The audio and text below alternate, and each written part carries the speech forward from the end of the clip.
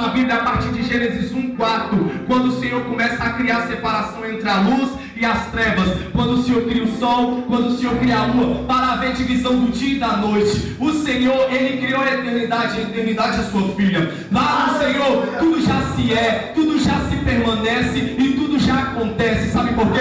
O nosso tempo, ele é um tempo trino. Ele é o era, Ele é o é e Ele é o que há de ser. Repita comigo, Ele é o era, Ele é o é e Ele é o há de ser. Então nós temos esse tempo que forma um triângulo, mas o Senhor, Ele tem mais uma haste nesse triângulo, que forma um quadrado. O que é? É o permanente. Ele era, Ele é e Ele há de vir, e Ele sempre permaneceu. Então, meu irmão, quando o Senhor olha para você, Ele não olha o seu passado e Ele não olha o seu presente, Ele já olha o que aconteceu.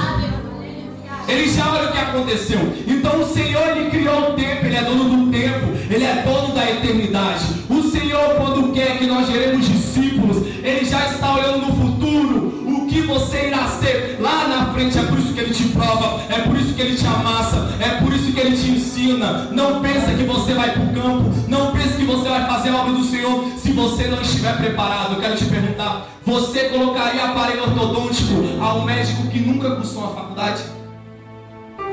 Você entregaria o seu coração, o seu rim, o seu estômago para um cirurgião que nunca cursou uma faculdade e não sabe nem o que é o Conselho Regional de Medicina? Quem aqui faria essa loucura? Levante a mão, que eu vou te levar uma açougueira ali para ele te operar. Agora eu quero perguntar, então por que as pessoas hoje querem fazer a obra se não estão preparadas? Por que querem pregar a palavra se não conhecem a palavra de Deus verdadeiramente, não vivem? Por que querem louvar se elas não sabem louvar nem lá na casa? Por que elas querem evangelizar, sendo que elas não evangelizam nem os seus? Então, meu irmão, queira ser preparado para ser um discípulo e não morrer no campo.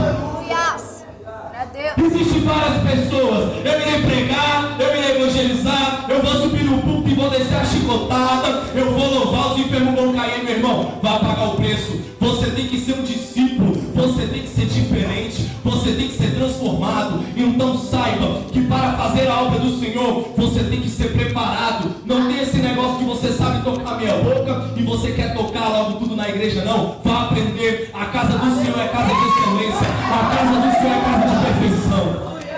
Glória a Deus. Vá ver se a Dilma colocou lá para ser ministro do planejamento um camarada que nunca estudou, um camarada que não tem uma pós-graduação, que não tem uma experiência. Ela coloca pessoas capacitadas segundo a mente dela, e o Senhor escolhe aqueles que não são para Ele capacitar e assim formar discípulos e gerar discípulos. Foi por isso que o Senhor escolheu aquela serva que estava lá em Israel. A palavra do Senhor vem dizendo aqui que existia um general muito aclamado em Damasco, capital da Samaria. O que ele era? Ele era o bambambam, ele era aquele a qual o Senhor, com S maiúsculo, o Senhor que você serve, tinha dado vitória, muitas vitórias à Síria. Então ele era o bambambam, ele era aquela figura política, ele era aquela figura militar, a qual todos tinham medo, a qual todos tinham respeito. Outrora, quando ele passava na rua, as pessoas tinham que se curvar, mas a palavra diz que ele era um homem generoso, a palavra diz que ele era um homem valoroso. Eu não sei o que Naamã tinha de especial, mas eu sei certas qualidades que eu vou te provar na Bíblia, que Naamã tinha, porque o Senhor me escolheu para ir para cima. E eu quero te mostrar que a discípula ali era aquela serva, porque ela gerou discípulos. Ela não só gerou Naamã, eu ouso dizer que aquela serva ali, ela gerou mais de 24 mil discípulos. E ninguém fala dessa serva, ninguém fala, porque tem que falar do general, tem que falar daquele que tem poder, daquele que tem credencial. Hoje em dia inverteu os valores. Aqui não é mais santo, santo é lá embaixo. Aqui está profanando, deixa eu dizer. Primeiro tem que ser santo aqui para a santidade chegar aí. Não adianta ser santo ali e chegar aqui e profanar. Deixa eu te falar uma coisa. Paulo, ele foi levado para pregar no Areópago. Ele estava na praça se revoltando, pregava com o fariseu, pregava com o escriba, pregava com aqueles doutores. Aí os doutores se reuniram e falaram: vamos levar ele ao Areópago. Quer estudar isso? Vai lá em Atos, vai lá em Coríntios. Se você vai ver essa história. E a palavra diz que levaram ele ao Areópago. O que é o Areópago? Era o centro da revelação científica, o centro da revelação filosófica. E o levaram ali, quando ele levou, ele pregou uma mensagem xoxa, ele pregou uma mensagem carnal, ele pregou uma mensagem gospel. Ah, Paulo! Fala pra mim que eu estou mentindo. Fala aí, Maria, mentira. Eu vou te provar na Bíblia. Vai em 1 Coríntios 2, versículo 1. Vai lá, de 1 a 8. Paulo ele diz: eis que estou diante de vós, não com espírito de sabedoria e de inteligência como eu estava atrás. Ele chegou em Corinto com um semblante caído. Ele chegou em Corinto decepcionado. Por quê? Porque o Senhor tinha dado a oportunidade dele subir no Areópago e pregar como ele pregava no Ágora, que era a praça. E ele retrocedeu, mas ele se arrependeu. E por que eu não entendo isso na Bíblia? Porque ela não está em ordem cronológica. Você tem que pegar, quando você termina de ler Atos 12, você já tem que iniciar 1 Coríntios 1, para depois você voltar a Atos 13. É assim que você entende a palavra. Se você também quiser saber, lá no site A Ovelha Muda tem uma leitura bíblica por ordem cronológica. Então Paulo, ele teve a oportunidade. Então o que o Senhor está fazendo para você? Ele está te preparando, ele está te moldando para quê? Para quando você tiver a oportunidade de subir no Areópago, você pregue como você prega nas praças, você prega como você prega nas ruas. É assim, o Senhor precisa de homens e mulheres corajosos, a qual se dispõe. Diz: ei, Naamã, quem dera se você estivesse diante do meu profeta, quem dera se você estivesse diante do Deus vivo. Naamã, ele era aquele general, aquele bombadão, aquele fortão, aquele galã, aquele poderoso, aquele deputado, aquele que passava e todo mundo suspirava. Ele era aclamado, ele mandava mais que o rei da Síria. Por quê? Porque ele era uma figura política, era uma figura militar, era uma figura carismática. E Naamã era leproso. Naamã era leproso. Quantas pessoas estão hoje na casa do Senhor, estão exercendo o seu ministério, estão como generais, estão como levitas, estão como ministros, estão como pregadores, mas estão leprosos, estão doentes, estão com a carne fraca, estão com a carne aberta, estão à beira de um leito, estão anêmicos, estão fracos. Naamã ele estava assim, mas ele conseguiu esconder tudo isso porque ele se enrolava com panos.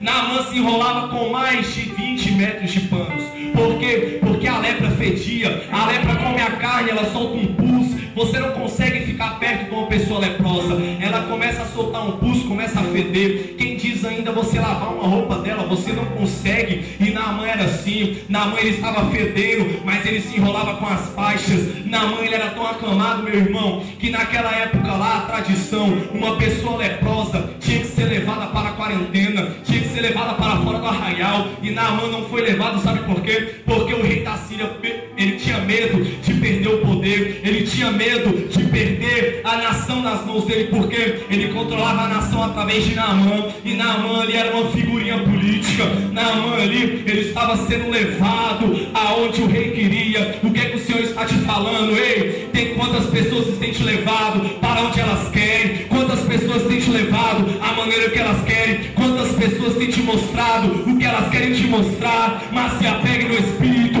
que Ele irá te revelar coisas profundas e ocultas. E ali a palavra diz que Naamã saiu com uma excursão. Uma excursão poderia ter, no mínimo, uns 200 soldados. E ele foi. Eu ouvi dizer que Naamã saiu com mais de 2.400 comitivas ali. E ele foi fazer uma excursão ao norte de Israel, que ele estava subindo de Damasco, ele estava descendo. E ali quando ele chega a Israel, a palavra diz que ele pega uma menina. Repita comigo: uma menina. Uma menina. Serva. Para o servir. Aleluia. E a palavra diz que aquela menina foi levada à casa de Naamã e ficou a serviço de quem? Da mulher de Naamã. E aquela menina ali, ela me dá uma surra e te dá uma surra. Do que é ser uma discípula, do que é ser uma mulher de Deus. A palavra diz que aquela menina, ela trabalhava, era uma menina nova. A palavra do Senhor, quando ela diz mulher, é acima de 20 anos. Quando diz menina, é abaixo. Aquela menina tinha por volta de 12 há 17 anos de idade. Ela era uma menina, ela ainda estava na flor da idade, ela estava conhecendo os seus hormônios, ela estava pensando em casar, ela estava no trabalho da casa, ela estava já pensando no seu futuro, ela estava ali adorando o Deus de Israel, ela estava ali entre o seu povo, ela estava no comodismo ali, no conforto, mas o Senhor olhou e disse: ei, eu posso escolher essa, eu posso pegar essa, posso levar cativa a Síria. Sabe por quê? Porque ela irá ganhar uma nação, essa me apraz, essa agrada aos meus olhos. Será que o Senhor pode dizer isso para você? Será que o Senhor pode olhar para você? Ei, eu vou levar cativo para a Rússia, eu vou te levar cativo para a Noruega, eu vou te levar cativo para o fim da Amazônia, eu vou te levar cativo para o interior de Pernambuco. Será que o Senhor pode dizer isso para você? Eu vou te levar cativo para a sua família, para você irá ganhar. O Senhor escolheu aquela menina porque ela tinha diversas qualidades, e a palavra diz que ela estava ali a serviço da mulher de Naamã. Ei, aquela menina, ela aceitou o propósito do Senhor na vida dela.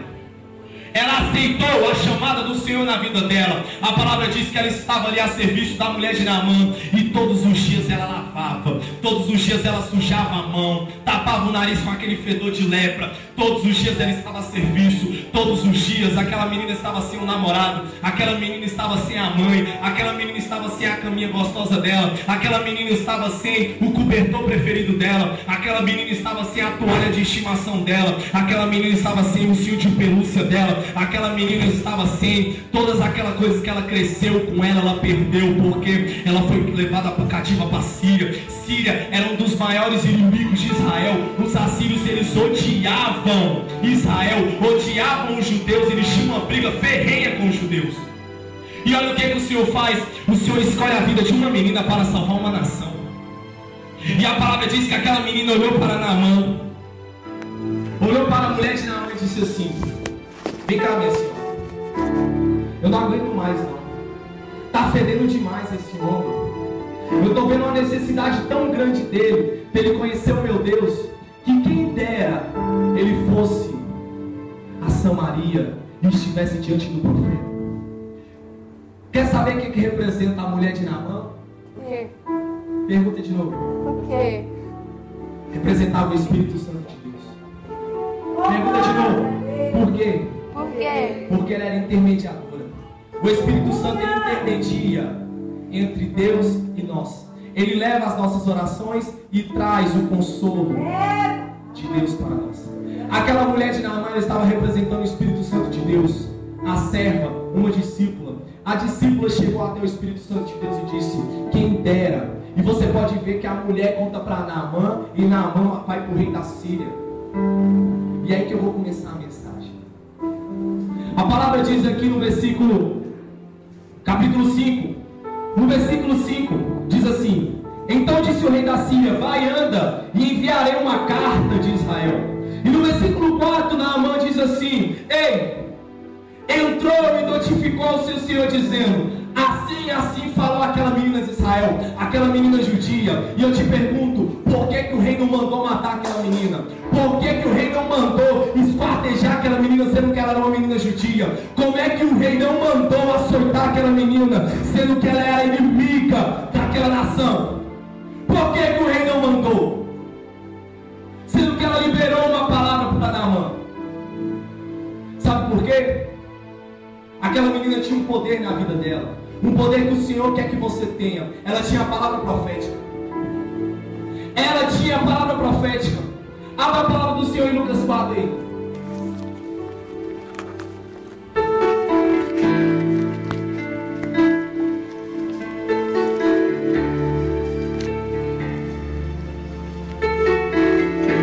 Lucas 4, versículo 4, o Senhor diz assim: escrito está. 4:4. Ele diz assim: escrito está. Satanás chegou diante de Jesus Cristo. Ele não sabia quem era Jesus Cristo. Jesus Cristo estava oculto para as principados e potestades. Ele se revelou depois. Então quando ele chegou, ele disse: você é o Filho de Deus, eu quero que você transforme essas pedras em pães. E Jesus Cristo disse: escrito está. Ele ainda estava no nível da palavra.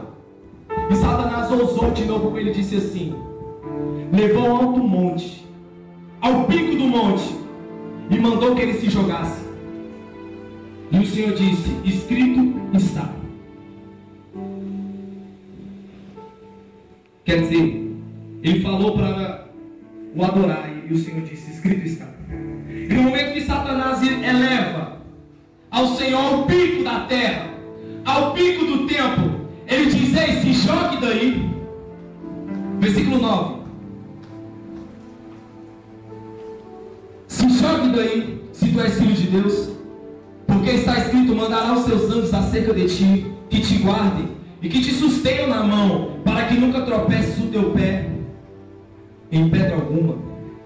E Jesus lhe respondendo: dito está. Irmãos, o Senhor falou 2 vezes a Satanás: escrito estás. 2 vezes o Senhor disse a Satanás: escrito estás. E só por quê? E por que ele só disse uma: dito és? Por quê? Sabe por quê, meus irmãos? O Senhor estava fazendo o mesmo que essa menina. Essa menina, ela não disse que estava escrito. Ela chegou diante da mulher de Naamã e disse: quem dera ela estivesse diante do profeta que está em Samaria. Ela profetizou. O Senhor, quando foi tentado por Satanás, Satanás o tentou no nível da palavra, porque Satanás conhece a palavra. Ele é conhecedor das escrituras, mas ele não segue. E quando ele disse ali: ei, eu vou te tentar, faça comer, faça essas pedras se transformar em pão para você comer, me adore, que eu te dou todo esse reino. E o Senhor disse: escrito está. Mas no momento que o Senhor disse: chega, eu não vou falar mais no nível da palavra, eu vou lançar uma palavra profética. E o Senhor olhou para Satanás e disse: dito és. Eu acho que você não entendeu. O Senhor olhou para Satanás e disse: dito és. O Senhor liberou uma palavra profética, e naquele momento Satanás não poderia ir de novo tentar o Senhor. Sabe por quê? Porque ele não sabe o que é profecia. Profecia só é revelado pelo Espírito, e Satanás não tem o Espírito Santo de Deus.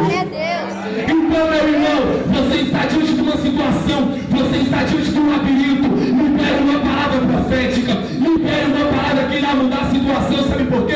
Satanás, ele não pode reter suas palavras quando é dito uma palavra profética. Glória a Deus. Você pode evangelizar. Vai evangelizar um testemunho de Jeová. Vai evangelizar um mormon. Ele te dá um banho de Bíblia. Tudo que você citar da Bíblia ele conhece. Quer uma estratégia? Parta para o nível profético. Disse assim: dito és. Eis que amanhã irá acontecer isso. Eis que tua vida está assim. Eu quero ver se ele não cai. Eu quero ver se ele não sai do eu. É assim que nós vencemos. Nós temos o Espírito Santo de Deus. Eu não venço as outras religiões, as outras seitas, somente com a palavra. A palavra que ela liberta. Mas eu praticando a palavra é uma palavra profética. Eu praticando a palavra é o poder de Deus. Glória a Deus. Isso é o poder de Deus que Paulo disse. É loucura para os que perecem, mas para eu que estou aqui é o poder de Deus. Então libera a palavra profética. Aquela menina olhou para Naamã, ela olhou para a mulher de Naamã e liberou uma palavra profética. E aquela palavra profética moveu os céus se abriram, os anjos desceram, o Senhor ficou de pé e disse: opa, agora o negócio vai começar a esquentar. E Naamã chegou ali diante do rei da Síria e disse: ei rei, uma menina judia me disse que eu tenho que ir a Samaria para me curar. E quer saber de uma coisa? Aquele rei olhou e disse: vai, anda. Aquele rei estava desesperado. Ele diz 2 vezes: vai e anda. Na tradição judaica, como é escrito aqui, o Antigo Testamento foi todo em hebraico. A tradição judaica, quando uma palavra é repetida 2 vezes na mesma linha, ela está chamando a sua atenção estrondorosamente. A palavra, quando vem repetida, é que o Senhor quer falar com você de maneira sobrenatural. E aqui diz que aquele rei disse: vai e anda. Aquele rei estava desesperado. Sabe por quê? Porque Naamã estava morrendo, o seu reino estava perecendo, Naamã estava leproso. Ele diz: vai logo, anda. Eu quero te dizer, meu irmão, por mais que tenham reis aí diante de você, por mais que tenham reis tentando impedir de você seguir com o seu discipulado, de você seguir com o evangelho, eu quero te dizer, ele sabe quem em Samaria que é um profeta. As pessoas aí podem negar, as pessoas aí podem tentar impedir, mas quando a morte vem, elas sabem que é dentro da casa do Senhor que existe um profeta. Eu digo isso porque lá em casa está acontecendo essa situação. Pessoas da minha família estudadas, conhecem todas as seitas, religiões. Um até diz que é Deus, um primo meu. foi ameaçado de morte, quem foi salvar ele fui eu. Ficou lá em casa. Ei, quando a morte chega e bate na sua porta, eu quero ver qual é o homem que fica de pé. Só fica de pé aqueles que conhecem que não irão morrer. Porque nós não iremos morrer, nós iremos passar daqui para a vida. Então, meu irmão, você pode ser orgulhoso, você pode ter seu nariz em pé, mas quando a morte chegar até você, eu quero ver se você irá resistir. É aí que é a diferença entre o crente e o discípulo. Você sabia que o foco da igreja não é a cura humana? Não é a obra social? Você sabe qual é o foco da igreja? É a salvação das almas. Mateus, o livro de Mateus, do capítulo 1 até o capítulo 3, trata Jesus Cristo como sendo um milagre de Deus. Do capítulo 3, do capítulo 4 até o capítulo 7, é o Senhor curando a alma. Do capítulo 8 em diante, é o Senhor curando o corpo. Então primeiro o Senhor faz o milagre, depois ele cura sua alma, para depois, como consequência, ser curado o seu corpo. Por misericórdia, o Senhor está preocupado com a salvação, o Senhor está preocupado com a alma. Com Naamã não foi diferente. Naamã chegou diante do rei e disse: eu vou. Reuniu toda a sua comitiva, pegou mais de 350 quilos de prata e mais de 3 quilos de ouro puro maciço e 10 vestes para levar até o rei de Israel. E quando ele chegou ali perante ao rei, o rei rasga as suas vestes. O rei diz: ei, este homem está vindo aqui com um propósito, uma desculpa para guerrear contra a minha nação. O que é que eu aprendo com este rei? Ele só tinha posto, ele só tinha credencial. A unção não estava no rei, estava no profeta. Nós vemos isso em igrejas. Quantas pessoas estão sentadas nessas cadeiras e não têm unção? Quantas pessoas estão assentadas nessa igreja, nesse púlpito? Não no púlpito desta igreja, eu digo o púlpito em geral, porque os púlpitos das igrejas aí se profanaram. Ainda bem que a Assembleia é uma instituição que veio desde o século passado. Você não vê escândalo na Assembleia, porque tem uma estrutura, tem uma linha. Mas você vê aqui, ó, grandes reis. Você vê com credenciais. Chegam na igreja, todo mundo tem que abrir o espaço. Chegam, vai pregar, chega no meio do culto para todo mundo ver que ele está chegando. Chega com a pastinha, chega com o laptop, chega com o iPad, chega com o ar-condicionado que instala para ele não suar, chega com tudo. Mas eu quero saber cadê a unção da vida dele. Chega com um anel de teologia, chega com as pós-graduações nas costas, mas cadê a unção? Aquele rei, quando o problema chegou, ele mostrou que ele não tinha um reinado nas mãos. E Eliseu olhou para ele e se teve pena. E Eliseu disse: ei, homem, deixa que ele venha e saberás que há profeta em Israel. É aí que você tem que entrar, meu irmão. Quando os grandes não querem batalhar, os pequeninos têm que se levantar. Estava na sua. Está bagunçado o negócio hoje. Ninguém dá mais valor aos pequeninos, mas eu quero te dizer, meu irmão, enquanto houver providência de Deus, ainda irá ter servo de Deus. Eu disse para você que todo o trabalho de servo da Bíblia está nos ombros dos cozinheiros, dos mordomos e dos garçons. Por que cozinheiro, hein, meu irmão? Vai ver o trabalho sacerdotal de Êxodo, de Levítico. Ele tinha que pegar a lenha, tinha que tirar a lenha, tinha que cortar a lenha e tinha que pôr a lenha, tinha que trocar o avental, tinha que pôr o avental, tinha que degolar o cordeiro, tinha que espartejar o cordeiro, tinha que limpar o cordeiro, tinha que oferecer o cordeiro. Isso é trabalho de cozinheiro ou não é? É trabalho de cozinheiro ou não é? Então olha para o seu irmão e diz assim: larga de ser besta. Você não passa de cozinheiro. Não adianta achar que eu sou o bambambam, que eu sou o general de guerra. Você não passa de um cozinheiro, você não passa de um garçom. E por misericórdia, o Senhor ainda nos elevou um posto de embaixadores do reino. Mas para ser embaixador tem que ser cozinheiro, para ser embaixador tem que ser servo, para ser embaixador tem que ser discípulo, para ser embaixador tem que ser garçom. Não adianta querer chegar pelas escadas do segundo andar. Você tem que passar pelo subsolo. Você tem que ver o alicerce. Você tem que ver como é feito o negócio. Aí Deus fala: sobe mais um degrau. Aí você vai vendo: opa, será que eu consigo fazer esse degrau? Aí você sobe o outro. Aí quando você vai subir o outro, você trupica. Aí você: opa, eu tenho que subir mais devagar. Aí você vai subindo devagar. Aí quando você chega já no primeiro andar, você olha: opa, eu não posso vacilar que a queda é grande. Aí Deus Deus vai te levando. Aí quando você chega no segundo andar, a queda é maior. Quando você chega no terceiro andar, fica maior ainda. Quando você chega no quarto andar, você olha, opa, se eu cair, eu morro. Isso é a vida cristã. Tudo tem um processo. Você já parou para pensar que Gênesis foi criado em dias e o Senhor, Ele não está preso a dias? Por que o Senhor dividiu dias? Porque Ele quis mostrar para você que tudo tem que ter um tempo, tudo tem que ter uma ordem, tudo tem que ter um processo. Tudo tem que ter um processo. Você tem que ser gerado. Já parou para pensar que o homem é gerado na mesma parte que saem os excrementos do nosso corpo? Você já parou para imaginar isso, irmão? Você sai das partes onde saem os excrementos do ser humano. E você já viu o que o Senhor faz com a vida de um ser humano? Você passa por todos os estágios.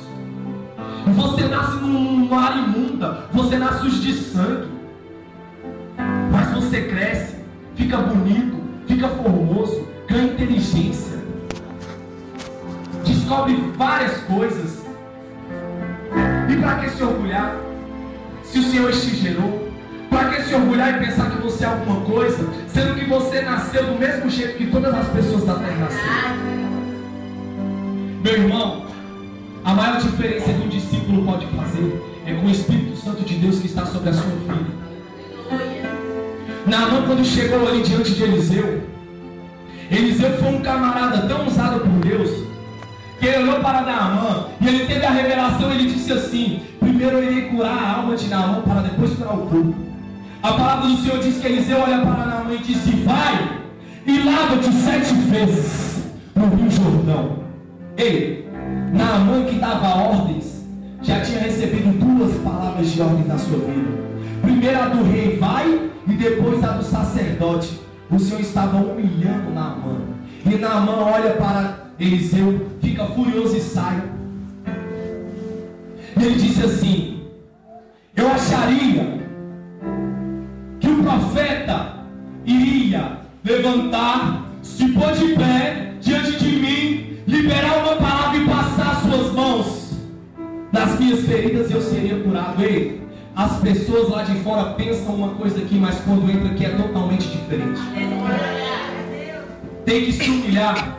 Naamã, ele achava que era certo, mas às vezes o melhor é o necessário.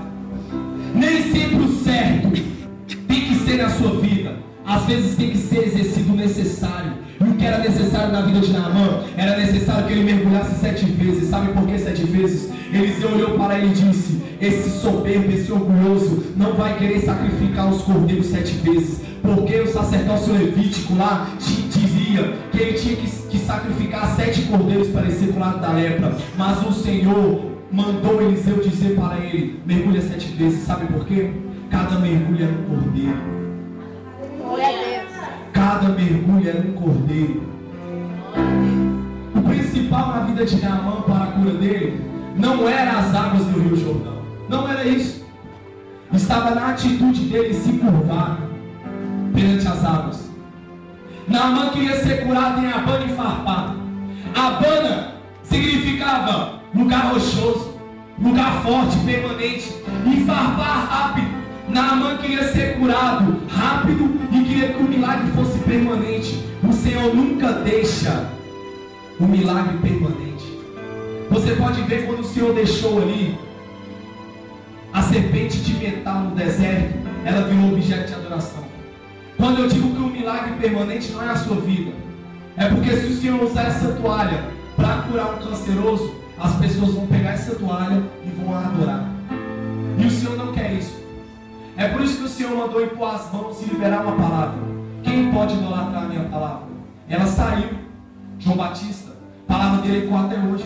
Foi por isso que o Senhor não quis que ele fosse Abana e Farpar, Rio Limpo era, mas seria rápido e permanente. E o Senhor queria que fosse do Rio Jordão. O Rio Jordão era sujo. Ei, os rios lá de fora podem ser mais limpos, mas é no rio da casa de Deus que há a salvação.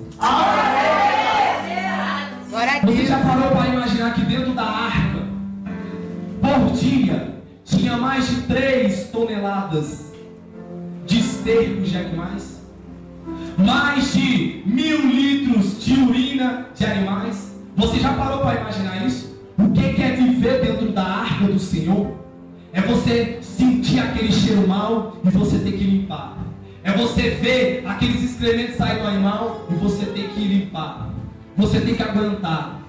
Você já parou para imaginar que ali na arca tinha todas as cadeias alimentares que existem no reino animal? Você já parou para imaginar que aquele coelhinho, aquele cervo ou aquela gazela estava sendo observada pelo leão, estava sendo observada pela jaguatirica e ela tinha que ficar quietinha porque se ela saísse do cerco, o leão a comia? É assim na casa do Senhor. Existem leões, existem cobras, existem coelhinhos, existem esquilos, existem todos os tipos. E o Senhor está ensinando, pode estar fedido, pode estar calor, mas é dentro da arca que é a salvação. Lá fora o céu estava lindo, mas nas águas estavam boiando crianças, estavam boiando varões, estavam boiando mulheres, porque não aceitaram a ordem de Noé. Ou você acha que só vai para o inferno pessoas más? Não. Vai para o inferno todas aquelas pessoas que não reconheceram Jesus Cristo como Deus. A palavra do Senhor diz que no grande pano branco irá sair uma espada da boca de Deus. Sabe por quê? Aquela espada irá transpassar as pessoas, e se não encontrar Jesus Cristo, serão atadas, vão em pé lançadas no inferno. Então, meu irmão, se você acredita em Maria, quando no grande dia a espada irá passar, e se encontrar Maria no teu coração, você irá ser condenado. Você que acredita em Kardec, quando a espada passar, vai passar no Kardec, você vai ser condenado. Ei, eu quero te dizer, só existe um mediador. Eu sou o caminho, a verdade, a vida, ninguém vem ao Pai senão por mim. Glória a Deus. E a palavra diz que Naamã mergulhou 7 vezes. Ele mergulhou por quê? Porque os servos de Naamã olharam para ele e disse assim: meu pai, se o profeta dissesse algo mais difícil, você não faria? Ei, Naamã, ele era tido como o pai dos seus servos. Mas a serva verdadeira estava lá na Síria. Mas o Senhor, ele sempre usa servos. Se não tivesse servos ali, Naamã não iria voltar e iria mergulhar. O Senhor usou os servos da Síria. O que eu quero te ensinar? Sempre haverá servos. Sempre haverá discípulos. E a palavra diz que quando Naamã vai, ele mergulha e volta diante do profeta. E a palavra diz que ele diz assim: vive o Senhor, em cuja presença estou, que não a tomarei. E estou com ele para que tomasse, mas ele recusou. Por que Eliseu recusou a oferta? Alguém sabe me responder por que Eliseu recusou a oferta? Não é porque de graça dá e de graça receber, não. Não é isso. Ele, meu irmão, Eliseu tinha o direito de receber. Mas por que ele não recebeu? Porque a oferta era da menina. Quem evangelizou? Quem foi que pregou? Quem foi que liberou a palavra profética? Eliseu sabia que a oferta não era dele, era da menina. Era a menina que merecia ter aquela oferta. Era a menina que merecia ter a honra. Era a menina que merecia ter as vestes. Glória a Deus. Eliseu sabia, então saiba que todo trabalho na casa de Deus será recompensado. Todo trabalho na casa de Deus será recompensado. Glória a Deus. Foi por isso que Eliseu não aceitou. Eliseu olhou e disse: eu não vou receber a tua oferta. A oferta é da menina, mas não tem a menina aqui, está nas entrelinhas. Como é que você vai saber disso? Você só tem como você saber dessas coisas se você ler a Bíblia pela inspiração do Espírito Santo de Deus. Não adianta você querer ler a Bíblia, irmão, com a ótica humana. Não adianta você querer ler a Bíblia com a inteligência do homem, não. Tem que ler a palavra do Senhor pela revelação do Espírito. E a palavra diz ainda que Naamã se colocou perante a Eliseu com toda a sua comitiva e disse: viva assim o Senhor, agora eu sei e tenho conhecido que não há outro Deus senão o Deus de Israel. Aleluia. Isso é maravilhoso demais. Você pode imaginar, a vida de Naamã estava toda conturbada, a Síria estava toda presa a entidades pagãs, a Síria estava presa à idolatria, e o Senhor enviou uma escrava, o Senhor enviou uma menina para mudar a história de uma nação. E aquela menina, através de uma palavra profética que ela liberou, Naamã e toda a sua comitiva reconheceram que só o Senhor é Deus. Glória a Deus. Então não fica achando, meu irmão, que você só irá impactar se você usar um paletó e uma gravata. Não fica achando que você só irá impactar se você cantar no louvor da igreja, se você se assentar nesse sofazinho, se você se assentar no primeiro banco, se você for líder, se você for líder do coral, se você for líder da mocidade. Ei, o Senhor está mostrando que você pode impactar sendo um escravo. Você pode impactar mesmo que ninguém te veja, mesmo que ninguém te observe. Aquela menina impactou sem ser um astro na presença de Deus. Ela era uma escrava, ela era uma serva. Ela estava cativa em terra estranha. E através de uma atitude daquela menina, Naamã e toda a sua comitiva reconheceram. Eu estudei, uma comitiva síria pode ter até 28 mil soldados. E é possível que Naamã estava ali diante do profeta Eliseu com 28 mil soldados, porque ele levava, irmãos, mais de 500 quilos de oferta. E ele estava caminhando, ele iria passar por terrenos montanhosos, e ele poderia ser atacado. E o império sírio era grande. E ele foi com toda aquela comitiva. E estava o Senhor no céu só observando e dizendo: valeu a pena aquela menina ter sido levada cativo. Valeu a pena ela ter aprendido com os seus pais. Glória a Deus. Valeu a pena ela ter reconhecido que é um profeta em Samaria. Aquela menina provou que ela conhecia da palavra. Aquela menina provou que ela conhecia dos profetas. Aquela menina provou que ela conhecia do poder de Deus. Aquela menina provou que ela era submissa. Aquela menina provou que ela era temente. Aquela menina provou que ela era sábia. Aquela menina provou que ela era perseverante. Aquela menina provou que ela era submissa. Aquela menina provou que ela era uma serva do Deus vivo. Glória a Deus. O Senhor está te preparando para te enviar, amados. A igreja não é ponto de chegada, é ponto de partida. São poucas as pessoas que Deus manda para outras nações. Pouquíssimas. Mas o Senhor quer te enviar para o teu lar. O Senhor quer te enviar para a tua escola. O Senhor quer te enviar para o supermercado quando você vai comprar. O Senhor quer te enviar, irmãos. Semana retrasada eu ganhei uma alma indo comprar uma loja de suplementos. Eu fui comprar uma barra de proteína, eu ganhei a vendedora. Você tem que saber que você é um tabernáculo andante sobre a terra. Aí você louva: Senhor, envia-me para a África. Enviar para quê? Você vai morrer de fome lá. O Senhor envia pessoas que têm um chamado. O Senhor envia pessoas que têm um amor pela obra. Saiba, o Senhor quer te chamar como um servo. O Senhor quer te chamar como um cozinheiro, como um garçom. Aceite isso. Não queira ser o bambambam na casa de Deus. A casa de Deus não é feita de bambambãs. A Bíblia foi escrita por homens e mulheres que perseveraram em oração, por homens e mulheres que perseveraram em seguir os ensinamentos de Deus. E é tão tremendo a história desta menina que gerou um discípulo. Ela gerou uma nação, irmãos, para Deus. Que a palavra diz aqui que Naamã, ele perde uma junta de mulas para nunca mais oferecer sacrifício a outros deuses. Você tem tamanho, você tem noção do tamanho que é isso? Eu, quando leio essa palavra, irmãos, sou apaixonado pela palavra de Deus. Eu me jubilei demais. Eu me jubilei demais porque eu olhei e disse: ei, Deus, aquele homem tinha costumes, aquele homem ele tinha tradições, aquele homem tinha deuses. Mas através da palavra profética de uma menina, ele decidiu largar tudo. Aquele homem conheceu o verdadeiro Deus. Glória a Deus. Dizer, meu irmão, há pessoas que estão morrendo, há prostitutas que estão esperando uma palavra, glória a Deus. Há viciados que estão esperando um abraço. Aleluia. Há pessoas que estão aparecendo porque Deus está calado. Glória a Deus. Eu choro, irmão, sabe por quê?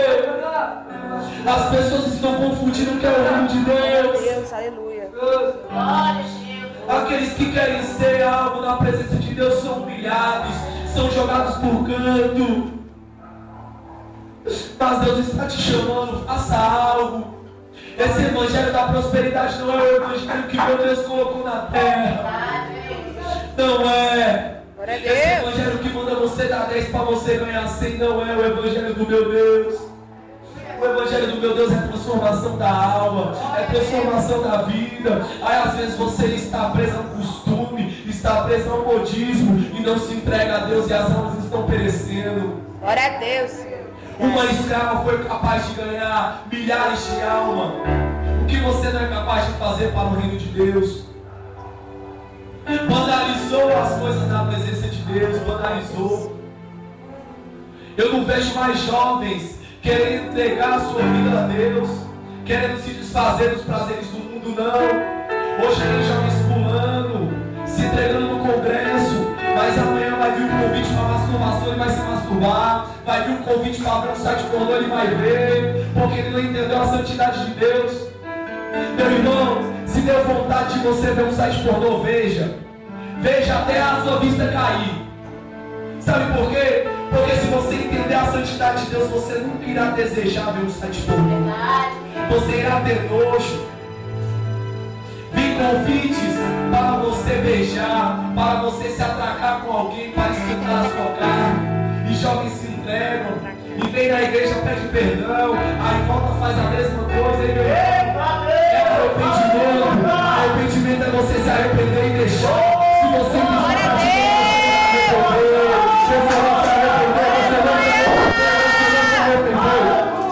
você não se arrependeu. Isso é o poder de Deus. Vim para a casa de Deus para venha ser diferente. Não venha ser como um jovem comum para querer escandalizar o Evangelho, não. O Evangelho de Deus, Cristo morreu, meu irmão. Cristo padeceu. Mais de 50 mil mártires foram mortos para a igreja primitiva crescer. Mais de 50 milhões de pessoas morreram desde a instituição da primeira igreja até hoje. Existem pessoas lá na Rússia, existem pessoas da África, existem pessoas da Índia dando a vida pelo Evangelho, e você dá a vida para passar no concurso público, você dá a vida para conquistar o homem, você dá a vida para conquistar uma mulher, mas tu dá a vida para o reino de Deus. Entenda uma coisa, você é peregrino nessa terra, tudo aqui irá passar, busca o reino de Deus e o que vai ser acrescentado, busca o reino de Deus vai ser acrescentado. Aí você está vendo, eu falo, você dizer que não largou nada. Ele conhece a minha vida. Eu larguei tudo para Deus. Glória a Deus. Eu larguei o maior sonho da minha vida, de jogar futebol para servir a Deus. Eu larguei até as minhas faculdades para servir a Deus. Eu não estou mandando você largar sua faculdade.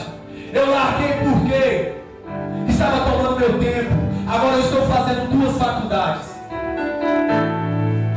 Que eu sempre sonhei. Que é de teologia e uma tecnóloga. Só para terminar. Só para mostrar o diploma para meus pais. Porque desde criança eu fui chamado. Desde criança eu não consigo fazer as minhas vontades. Desde criança algo arde dentro de mim. Para pregar a palavra. Para evangelizar. Para estudar.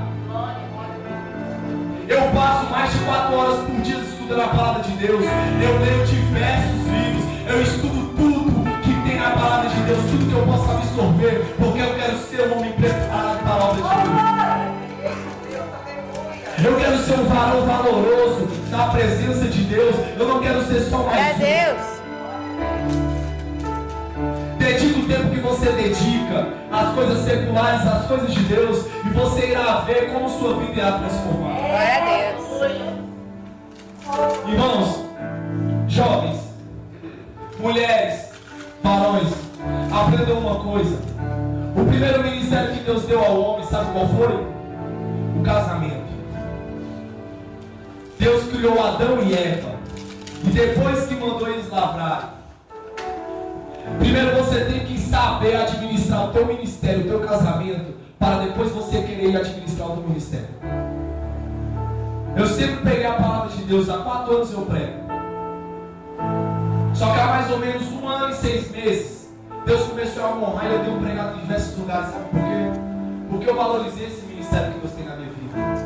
Eu valorizei o chamado com a minha namorada, que hoje é minha noiva, e futuramente iremos casar. Eu valorizei, sabe por quê? Muitas das vezes você dando espaço para certas amizades, você está valorizando o ministério que Deus tem na sua vida. Muitas das vezes você colocando fotos que mostram o seu corpo, você está desvalorizando o ministério que Deus tem na sua vida. Muitas das vezes os seus papos na internet, As pessoas acham que o papel na internet não é pecado. Ei, você falando na internet é como se você estivesse praticando perante ao Senhor. Ele é soberano. Não adianta tentar esconder com as faixas da sua lepra. Desenrole e venha nesta manhã e mergulhe no Jordão. Ah, mas eu sou viciado, eu sou viciada. Eu não consigo me controlar. Eu não consigo me abster. Dê um passo para Deus. Dê um passo para Deus que Ele te assegura. A palavra diz ainda que Naamã olhou para Eliseu e disse assim: Senhor, mestre, profeta, perdoa-me. Quando o meu Senhor entra na casa de Rimon, eu tenho que me ajoelhar com ele, porque ele se apoia no meu braço. E Eliseu olhou para ele e disse assim: vai-te em paz. Mas como assim? Naamã não tinha se arrependido? Por que ele estava falando que tinha que se dobrar na casa de Rimon? Rimon era um deus sírio, Deus do trovão, Deus da chuva. Os sírios adoravam Rimon. Mas Naamã, ele era um homem valoroso, ele reconhecia o valor das pessoas. E ele estava pedindo permissão a Eliseu para exercer a sua obrigação civil, a sua obrigação na sociedade, a sua obrigação como general. Porque o rei, quando adentrava, se apoiava no seu braço. E ele juntamente tinha que se ajoelhar com o rei. Mas ele disse: Eliseu, eu não quero mais adorar aquele rei. Eu só irei exercer uma obrigação minha. Quantas das vezes você tem que exercer uma obrigação que é tida pelos seus pais, que é tida pela sua escola, mas não deixe de fazer. Se isso não violar o princípio de Deus, não deixe de fazer. Não deixe de fazer. Existem pessoas aqui que estão entendendo o que eu estou falando. A sua mãe reza um texto, está lá orando, está rezando, não diga para ela que ela é endemoniada. Fala lá com ela. Enquanto ela reza com a Maria, você ora para o Senhor. Se o seu pai chega em casa toda noite, bravo, xingando, prepare um abraço para ele. Mude com amor. Mude a situação com uma atitude. A atitude daquela menina falou mais que a palavra profética dela, porque ela aceitou fazer um serviço que não era dela. Isso é gerar discípulos. Isso é gerar mudança. Isso é gerar uma transformação no mundo. Para encerrar, você sabe por que a potestade maligna que age no Brasil é da imoralidade sexual? Você sabe por quê? Anos atrás, teve uma grande reunião dos pastores do mundo, né? E foi dito que no Brasil iria vir o último avivamento da terra. O último avivamento. E aqui no Brasil é um país muito rico na palavra de Deus. A pessoa que quiser se estruturar na presença de Deus, ela tem um alicerce muito grande aqui no Brasil. Tem pregadores, tem escolas, tem igrejas, tem mover de Deus.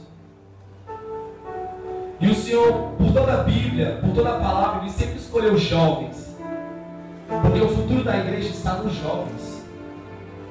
Porque os anciões, eles foram jovens. Mas Satanás, ele quer colocar o pecado sexual nos jovens, sabe por quê? Para envergonhar eles. Para colocar sobre os seus ombros um jugo de culpa. Um jugo que não tem mais como eu exercer aquele ministério. Aí existem jovens aqui lindos, bonitos, com vigor, com saúde, inteligência, prontos, com projetos. Eu irei fazer isso, eu irei fazer aquilo, eu irei pregar, eu irei dar aula, eu irei interceder, eu irei fazer missões. Mas aí vem Satanás com seus pratos. E muitas das vezes certos jovens caem. Aí Satanás acusa uma culpa. E aquele jovem fica assim: acabou. O tempo está perdido, eu não consigo mais. Eu não posso mais. Eu nem irei chegar. E o tempo vai se passando. O tempo vai se passando. Ele arranja um casamento que não é do Senhor, vive uma vida infeliz, está no emprego a qual não é da vontade de Deus, e vai envelhecendo, e ele vai olhando para trás e dizendo: eu já fui jovem, eu já tive a oportunidade de impactar uma geração, mas eu falhei. E o Senhor está alertando nesta manhã: ainda há tempo de mudança, Glória a Deus. ainda há tempo de impactar. Certa feita perguntaram para mim: Danilo, como é que você conhece tanto da palavra? Como é que você se entrega tanto a Deus? Sabe por quê, irmãos? Deus me livrou do cargo que eu era. Glória a Deus. Eu era imoral, eu era blasfemador, eu doava meu corpo para qualquer pessoa, eu tinha os lábios impuros, eu tinha a mente impura, eu era maldoso, eu era vingativo, eu era mentiroso. E o Senhor me livrou do que eu era. Glória a Deus. O Senhor me mergulhou no Rio Jordão, do Rio Jordão. O Senhor quer te livrar, não das mãos de Satanás. Satanás não tem poder sobre a tua vida, amados. O reino de Satanás está baseado nas trevas. Trevas significa ignorância. Ele é o príncipe da ignorância. Deus, Jesus Cristo, é o príncipe da luz. Luz significa conhecimento. Então, quando você está em ignorância, você está dando poder a Satanás. E quando você está no conhecimento, você está dando poder para Jesus Cristo. Se liberte da ignorância. Estude isso aqui.